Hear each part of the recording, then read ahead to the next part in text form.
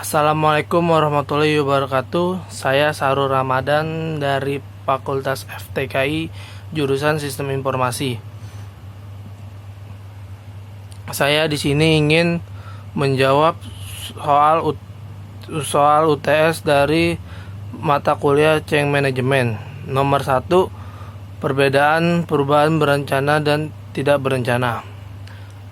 Nomor 1, perubahan berencana itu atau dikehendaki merupakan perubahan yang diperkirakan atau telah direncanakan sebelumnya oleh pihak-pihak hendak mengadakan perubahan dalam masyarakat. Pihak yang menghendaki perubahan dinamakan agent of change, yaitu seorang atau sekelompok orang yang mendapatkan kepercayaan dari masyarakat sebagai pemimpin satu atau lebih lembaga-lembaga masyarakat. Suatu perubahan yang dikehendaki atau yang direncanakan selalu berada di bawah pengendalian serta pengawasan agent of change. Dalam melakukan perubahan, agent of change terlebih dahulu menentukan sebuah social engineering atau social planning. Social engineering atau social planning adalah cara-cara untuk mengaruhi masyarakat dengan sistem yang teratur dan direncanakan terlebih dahulu. Yang kedua itu ada perubahan tidak berencana. Perubahan yang tidak berencana itu biasanya merupakan perubahan yang tidak dihendaki oleh masyarakat. Perubahan tidak berencana berlangsung di luar perkiraan dan jangkauan masyarakat. Perubahan ini sering membawa masalah-masalah yang memicu kekacauan atau kendala dalam masyarakat. Perubahan tidak berencana lebih banyak menimbulkan perantangan yang merugikan masyarakat. Misal, pembangunan gedung-gedung bertingkat di wilayah Jakarta tanpa mengindahkan keseimbangan lingkungan menyebabkan terjadinya bencana banjir. 2. Manajemen perubahan. Manajemen perubahan itu organisasi terdiri dari 3 tipe yang berbeda, yang mana setiap tipe melakukan strategi manajemen perubahan yang berbeda pula. Ketiga macam perubahan tersebut antara lain perubahan rutin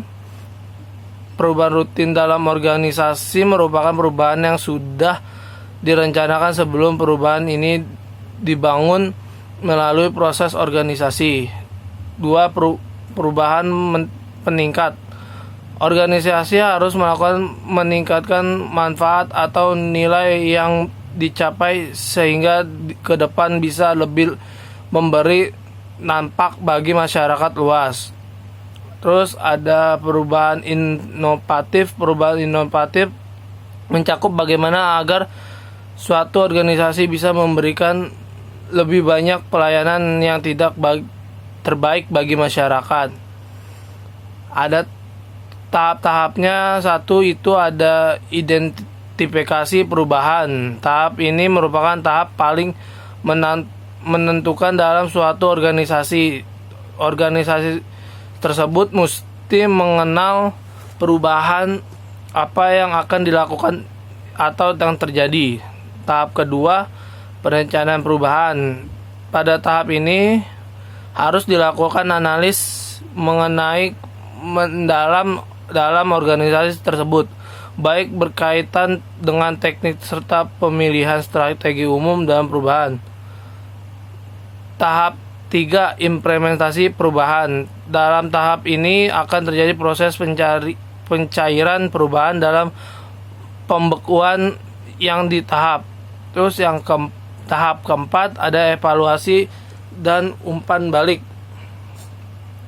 Evaluasi dan umpan balik itu diperlukan data lengkap untuk melakukan evaluasi. Oleh karena itu dalam tahap dilakukan pengumpulan data dan evaluasi tersebut. Hasil evaluasi tersebut dapat diumpan balik kepada tahap 1 sehingga dampak perubahan tersebut bisa dirasakan bersama. Pertanyaan yang ketiga itu ada ciri-ciri organisasi yang membuat perubahan menjadi sukses. 1. Ada strategi terencana, menekankan cara-cara baru atau meningkatkan kinerja. 3. Ada mengandung nilai humanistik. Terus ada lagi menggunakan pendekatan ilmiah. Ada lagi perubahan yang direncanakan. Terus ada perubahan komprehensif, perubahan jangka panjang. Ada manajemen kolaboratif, ada tekanan pada kelompok-kelompok kerja. Nah, pertanyaan yang keempat ada cara mengubah budaya organisasi. 1. Lakukan fase penelitian. Terus ada lagi yang kedua, yakinkan jika budaya organisasi dapat diubah. Ada yang ketiganya, ada ajarkan cara untuk mengubah hal tersebut. 4. Ada komunikasi jika perubahan budaya organisasi merupakan inisiatif bersama. Yang pertanyaan nomor 5 itu ada teknik dalam mengurangi tantangan perubahan. Itu ada di dalamnya ada 1. Pendidikan dan komunikasi. Berikan penjelasan secara tuntas tentang latar belakang, tujuan, akibat dari tiada perubahan kepada semua pihak. Komunikasi dalam berbagai macam bentuk, ceramah, diskusi, laporan, presentasi, dan bentuk-bentuk lain. Ada yang kedua itu ada partisipasi.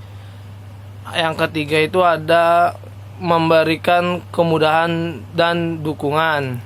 Yang keempat itu ada negosiasi. Itu negosiasi cara lain yang juga bisa melakukan negosiasi dengan pihak-pihak yang menantang perubahan. Cara ini bisa dilakukan jika yang menantang mempunyai kekuatan yang kecil. Terus ada juga manipulasi dan kooptasi. Itu